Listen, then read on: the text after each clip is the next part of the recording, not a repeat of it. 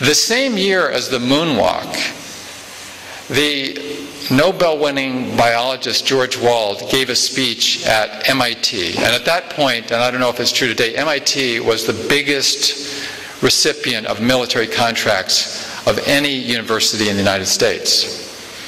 And George Wald had been all involved in researching the wonders of biology and this and that. And that's not what he was talking about. He was talking, as he said, about a government that is preoccupied with the process of killing and being killed.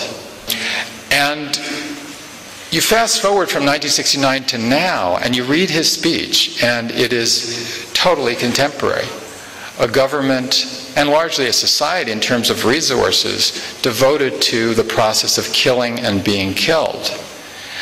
And he went on to say that we need to be willing and able to challenge the assumption that the way things are the way that they must be. We have a society that continues to remarket back to ourselves in the most superficial and diversionary forms possible the best impulses that we have. And that includes the notion of peace and criticism of the government.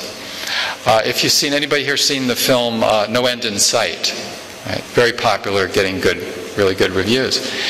If you look at that film and you sort of boil down the message from that film, it could be summarized this way. What's the take-home message of No End in Sight? If you're going to invade a country, for God's sake, send in enough troops.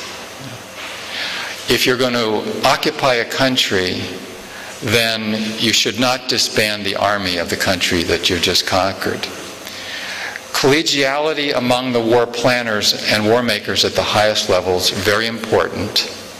You need internal feedback loops, and you need a process where those in policy positions can assess what is working and what isn't.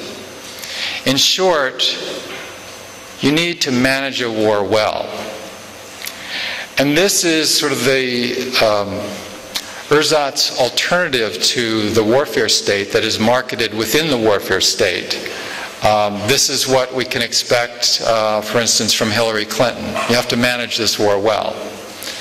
And the underlying question, which goes unasked, and we're encouraged not to ask ourselves, is how might one effectively and properly manage a war based on deception from the outset, based on empire from the outset, based on lies and distortions, suppression of people's humanity, and basic national and individual rights.